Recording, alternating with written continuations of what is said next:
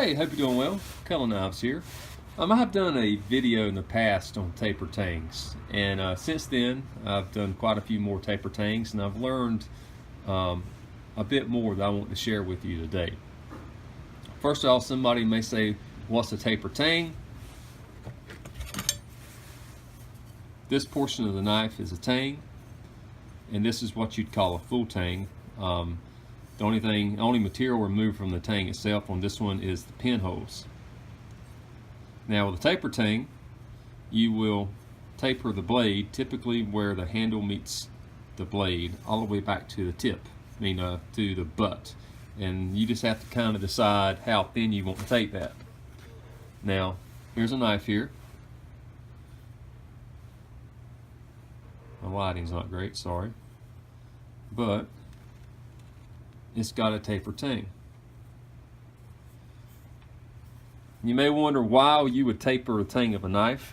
Well, one of two reasons basically. One, it removes weight in the handle, so you can remove weight in the handle and you can affect the balance of the knife. You can make it more handle light, more blade heavy, or you can try to go for a neutral balance. So right now it's neutrally balanced, but this has not got any grind on it whatsoever. So once you start removing blade from either end, you start affecting the balance of the knife. And the other reason is aesthetics. How's the knife look? A taper is pleasing to the eye. In this case, you've got a taper on the blade and a taper on the tang. So the taper in both directions just looks good. All right, what does the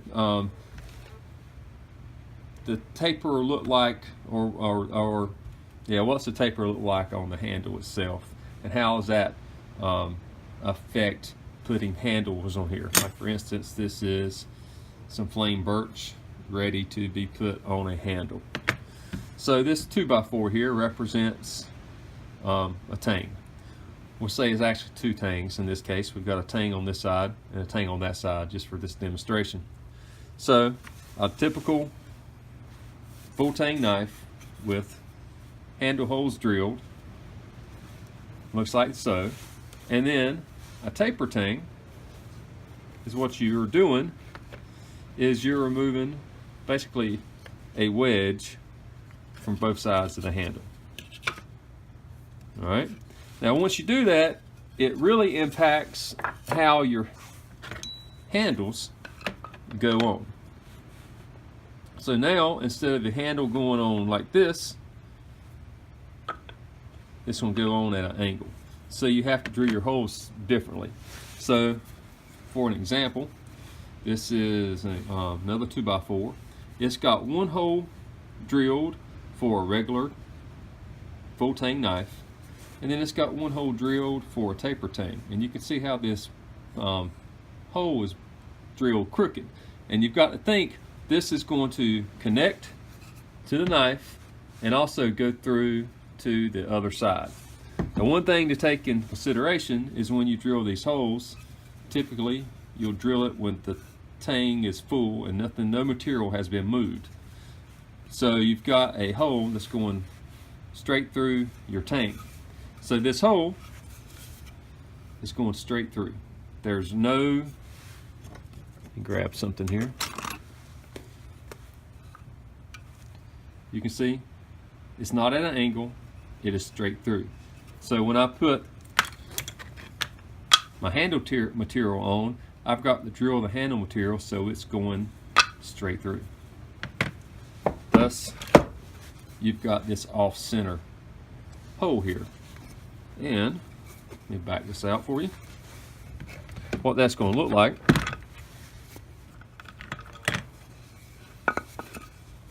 Again, it's off kilter.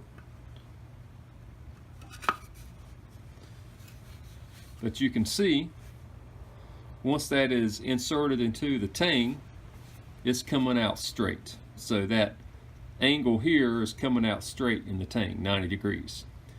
So the trick for drilling these handles is drilling the handle scales so you end up with a 90 degree coming out of your tang.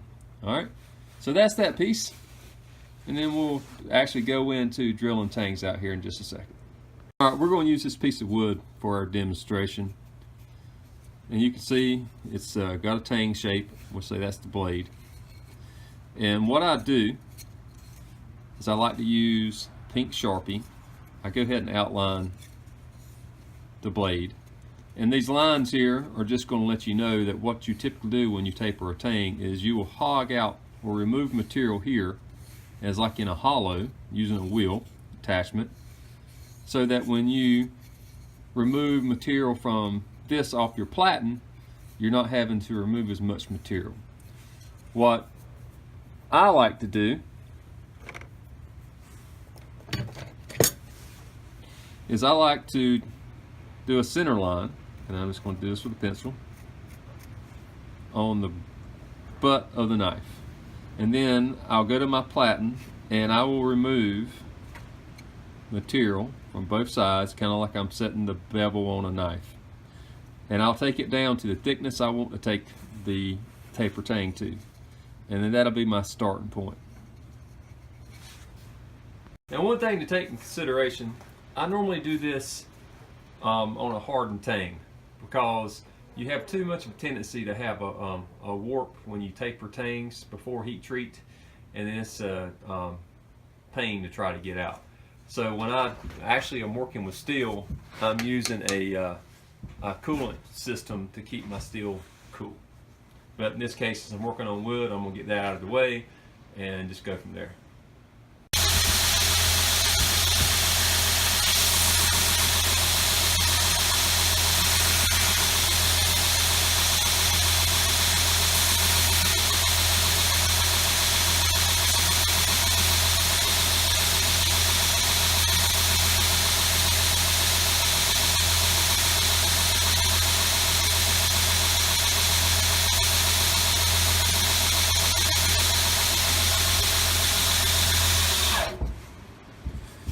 So that was the first step, just to kind of set a guide to where I want to grind to. Now, for demonstration purposes, I'm just going to use a small wheel on my platen to hog out the material here.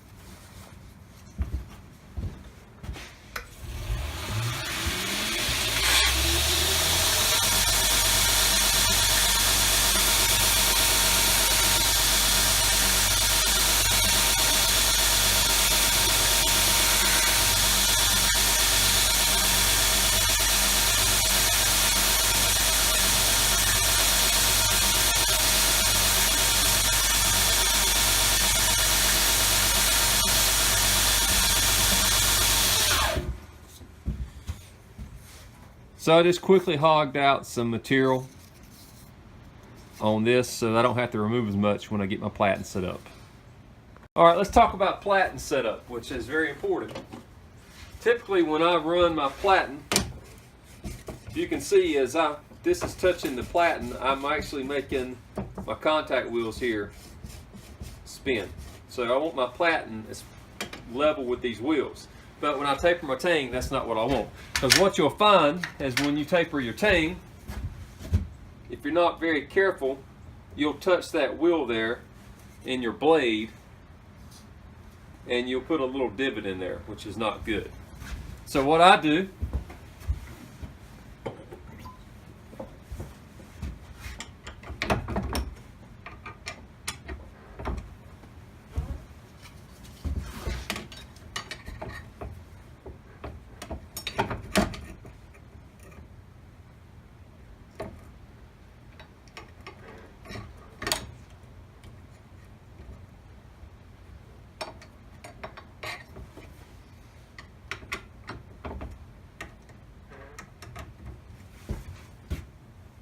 I bring my platen out enough just for this process so that when I'm tapering my tang, I don't have to worry about bumping this wheel.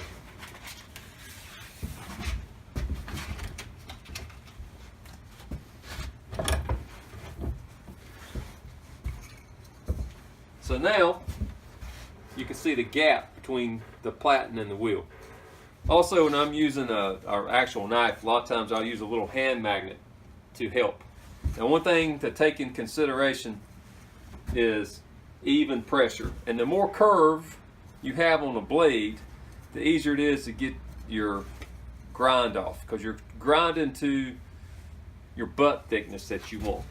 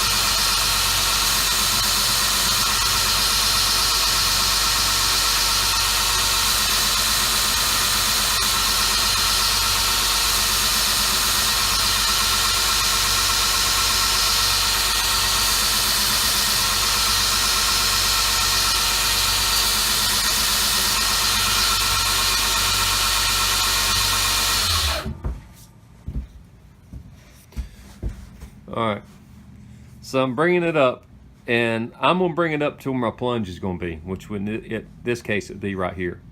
And I've got to do that on both sides.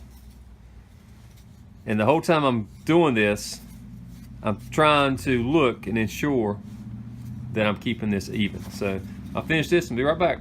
All right, so we've got the blade tapered, and now what do you do? Well, I can tell you, you're not going to get anything truly flat off of Platen. There's always going to be variations in the belt, in the Platen, and this is where the trick of getting your taper done. Now you're going to actually have to do, if you want to do this correctly, a little bit of extra work.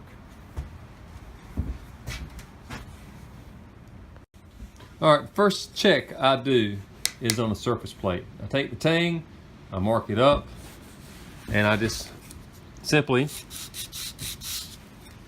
go to the surface plate and I look for high spots or low spots.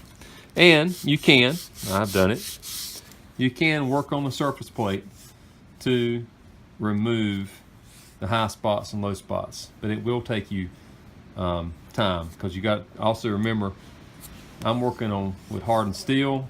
You have to keep it cool, take your time, and use fresh abrasive. Now, a better way to do it, easier way to do it, if you've got that access to it, is with a disc grinder. I'll take a disc grinder. Now, what you can do, you can take like a hardened file guide and put on the blade to act as a stop, so you don't go any higher than you want to go. But it's just taking your time.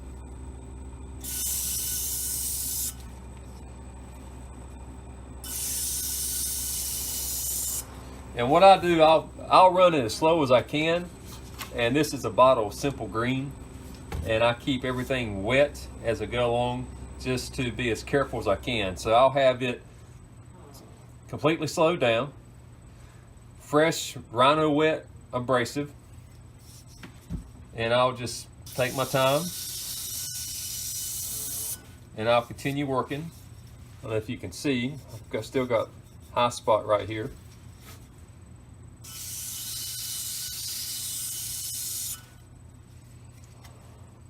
And I'll just keep working this until I have the high spot removed, and then I'll work it, I'll remark it, and I'll check it.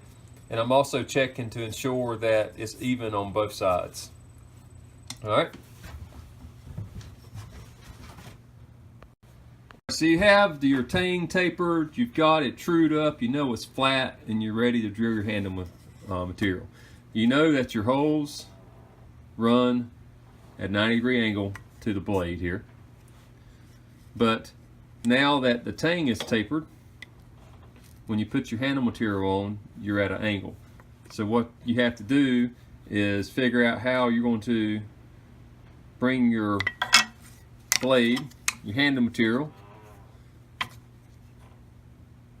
and everything back where it's a 90-degree. People do jigs, because basically what you're going to do is you're going to have to bring this up with your handle material with it. So you can, well, you don't have to have your handle material with it. You just have to be able to bring this up. Some people use a jig. I don't use a jig. I believe in the KISS system. Keep it simple, stupid. So my little drill press here, what I use, and you don't have to use this. Let me grab something else. You can see the other option. Also can use a little digital angle gauge. But what I do is I take my handle material and I do this for both sides. If I'm going to drill this side first, I put my square on it, and then I bring my tool rest where everything is level when the handle material is laying on it, or the tang is. And now that my tool rest is square, I then can take my flat handle material. I can lay my tang on here because I have adjusted my tool rest, and I can drill my holes, and it'll be 90 degrees. And then what I do is I'll flip this over and I'll re-level, because you'll have variations on both sides, especially since you're doing this by hand and eye. Now if you're using something like a surface grinding attachment on like a TW90, you can do these like a machinist and not have this issue. But I'll flip it over, I'll readjust until it's level again, and then drill. And we have our holes drilled. And our tang is tapered, our handle material matches up to the other side with their pins 90 degrees, and everybody's happy. All right, take care. I hope you got something out of this.